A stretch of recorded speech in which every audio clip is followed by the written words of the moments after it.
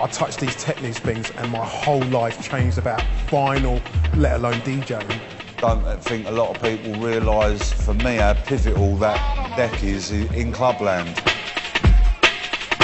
1970 saw the dawn of a new era for turntables, as Technics manufactured the world's first turntable using a direct drive system.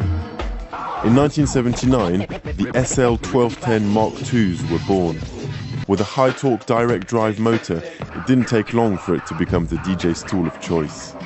You could physically slow the platter down, then release for near-instantaneous correction to its original speed. In 2019, Technics will release the latest version of the 1210. We spoke to some legendary vinyl DJs to find out what Technics 1210s mean to them and the future of vinyl DJing. My first memory, I was in this sound system called Positive Force, and one of the guys bought one deck. It was very expensive back then. It was like a mortgage, literally. And I've always just played on my brother's belt drivens. And then I touched these Technics things and my whole life changed about vinyl, let alone DJing. I had a couple of friends that were into DJing and hip-hop way more than me at, I don't know, let's say 85, 86. And I went, how much did you just say you paid for that turntable? That turntable was a Technics. When he told me to pay 300 quid for it, I was like, my car only cost 500 quid. What are you doing? You know, I've always been into music, but not to the point where I was going to go and pay free. A couple of years later, I had a pair. It was in 1984, a video clip of Malcolm McLaren, Buffalo Girls. I knew how to play with reel-to-reel tape, and I was just like, oh my God, so people don't play music with tapes, plays with turntables. So we went out one night, I was about 18, and we saw like someone was DJing. It was like in a bar, but they had like a sound system. And I was just like so drawn to it. Like, I really don't think if it was now, and I was a kid now, I'd be so drawn to CD players, if that makes sense. I think the first time seeing one sort of up close and personal would have been seeing DJ Cash Money in Mile End in 1987. He did a party for Tim Westwood, and it was the first time I think I'd seen a DJ of his sort of calibre just destroy a room full of what was to me like grown men.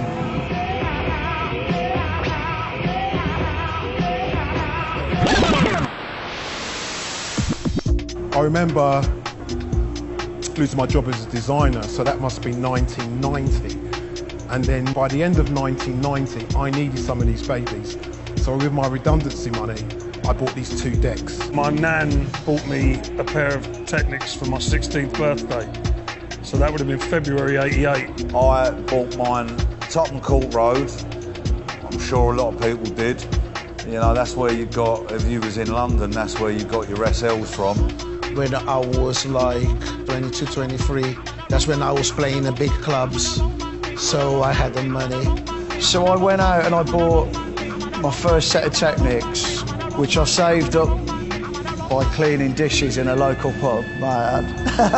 And I cried, and my girlfriend at the time looked at me as if to say, where did they come from?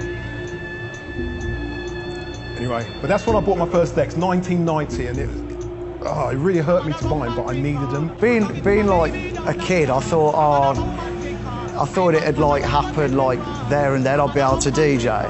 And I remember like going downstairs to my mum and going, I can't do it, I've just wasted £700 or whatever, which was a lot of money then. And I remember thinking, oh, I'll never be able to do this, I just can't do it. And I really lost my temper. That was a massive turning point in my life. I didn't know anyone who was a DJ, so I had to figure out how to beat match myself. I didn't even know, like, you know, about cueing the record or anything, and I just had to figure it out. When you had to learn on belt drives, which were the hardest things, you know, filling how easy the platter was to get on SLs, and the magnet was just mind-blowing to me. Like, my brother was a big record collector. So I learnt off his belt drivens. With those kind of decks, it was just an in and out kind of thing. You know, they were belt driven, they didn't have any tempo change. But once I got my 1210s, that was it. You could learn, it just made my DJing going from just there to just there. I had a relationship that ended badly once, and that was quite abused. The tone arms were actually bent in half. But the funny thing is, they were actually fixed later on, so that shows how solid they are, because they were pretty beat up. Well, sadly, and they ain't gonna want to hear this, so I smashed one up with an hammer. On purpose. Like, I play about with art. And I thought, you know what, I've got a few of them. This one's a spare, so I got an hammer out and took an hammer to it and trashed the life. I mean, they are really strong.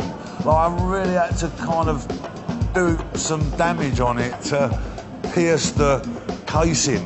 I can remember some guy just coming on the stage, just go like that, put his hand on the table, because it was a table, it wasn't like sturdy, just table, and then everything just came forward with him. Everything. There's 4 decks on there. This is before, you know, the CDJs and things like that, and it just came on there. 3 of those decks survived. 3 of the decks survived. I was like, well, I've been paid. I don't care. I'm going home, you know, I'll just wait for my flight tomorrow. Yes, they're all ready, the decks are good. And I bought some new ones. No, the decks are fine. I think there's been a general excitement in wax and vinyl and records being released because of the kind of the throwaway nature of digital music. I think people want ownership of music again, and people are excited by records. Music sounds, you know, way more alive on vinyl. I truly believe it sounds better if you want to listen to. And it's nice, you know, you can buy all albums, every issued albums. When you use turntables, it's more challenge, you know.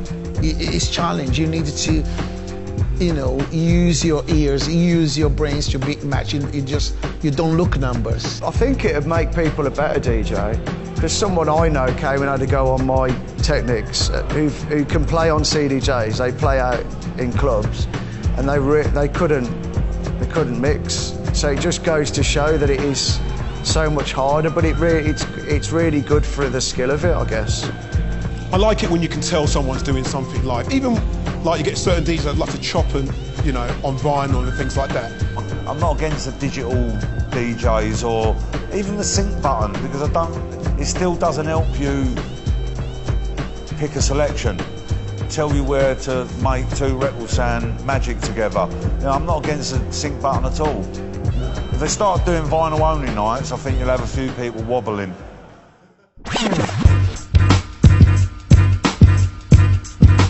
I actually do love them. I love them.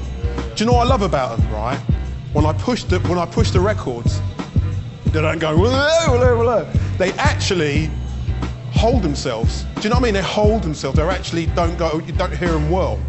It's been geared towards a DJ community, and there are lots of interesting things that it can do that a Technics hasn't been able to do before, with the dip switches and the reverse. I think they've got a lot of tongues wagging with this new deck. I love the pitch on it, it's ridiculous. Obviously souped up the processing power on these, go down to whatever. The turntables give me the possibility to do so much beautiful things, and this is called art.